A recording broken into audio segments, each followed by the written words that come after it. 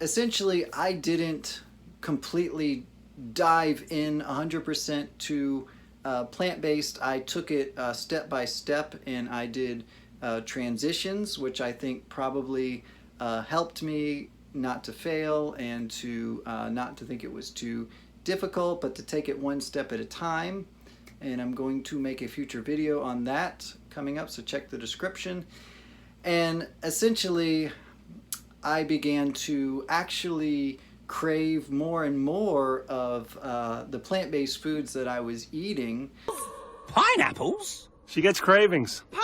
And my body really didn't even think about meat anymore after a while. And to this day, I don't have cravings for meat. I know there are people who eat meat and they have cravings and they want to eat more meat, and they crave a hamburger or something, or a steak. Honestly, I don't have those cravings anymore, you know, and I don't really have cravings for sugar either. You get sugar cravings, right? Of course, I was doing the whole food plant-based diet, which I still am doing, and I think that also helped as well, based on something I'm going to discuss in a little bit. And a second thing, I think, which helped me as well, is I would practice intermittent fasting. Oh, thanks. I'm fasting. This is the practice of essentially going, you know, anywhere from 12 hours to 16 hours in your day without eating at all, and then eating your meal, or eating however many meals you're going to eat, all your food into one short time period. Eat it all, right now. Sorry. Or you could take it to longer fasts, you know, a day, 2, 3. You could go even longer if you wanted. And I've done some of those in the past as well. I've been fasting for days. And I had kind of heard something before. I think maybe I read it in a book by a doctor or something on fasting.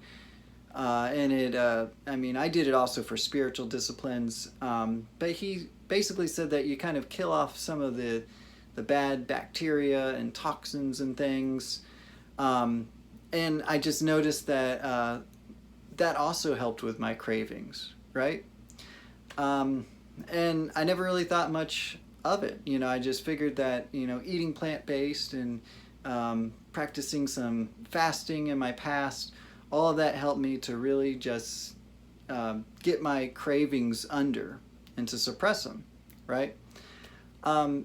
Later on, recently, within the, you know, couple years ago, I was listening to Tom Bilyeu, I hope I'm pronouncing that right, his show, and he had an interesting guy on there. He was the CEO of the company Viome, I believe it is, and basically they specialize in the microbiome. And so this guy is a billionaire, and he's invested all of his money into learning about the microbiome, and he knows so much about it.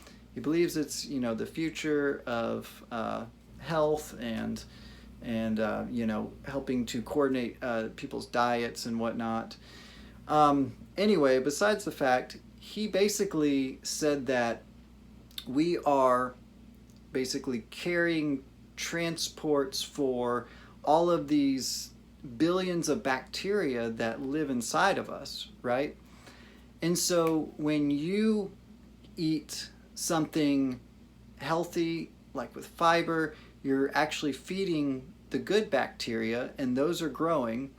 And if you get on something that's heavily meat-based, which could even be, he talks about keto being bad, because he says after a while, your body actually starts increasing the number of bad bacteria.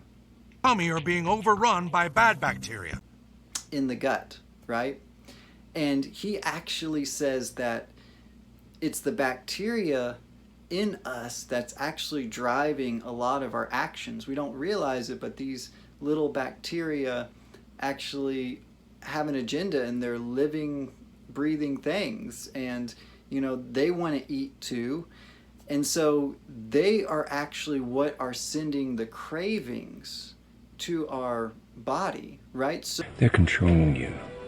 They're not protecting you. So if you are craving sugar, it's because you have an excess of these bad bacteria that want to feed. They're hungry, so they want sugar because that's what they eat. The bad bacteria eats the sugar. There's other strands that would eat meat, for example. So whatever bacteria you have in you that's in overgrowth to whatever level, that's going to be what wants to be fed, and it wants to be fed whatever it can eat, right? And so if you eat a lot of plant-based material, you're going to increase your good bacteria, and I'll do some future videos on the microbiome and how you can improve that. But essentially, plant-based materials, you can either introduce new bacteria through fermented foods, such as tempeh and kombucha, or you can increase the good bacteria by eating fibrous foods, because fiber really fuels the good bacteria. So what you have is you're increasing the amount of good bacteria by eating plant-based. You're decreasing the bad bacteria by eliminating the meat and dairy, and the good bacteria begin to multiply and overtake the bad bacteria, and so you are going to essentially kick the cravings No more. for the foods which the bad bacteria want to eat because they don't exist in your system, or they've been minimized in your system, and you're going to start craving what the good bacteria want to be fed. Healthy food, like carrots. Because that's what's essentially sending the cravings to your body, right? So kind of interesting, something to think about. You know, I believe it definitely might be true because it's worked for me. I would say give it a try for yourself. Like I said, you know, take it a step at a time with the plant-based diet. But you know, you can get there. You can get those cravings under.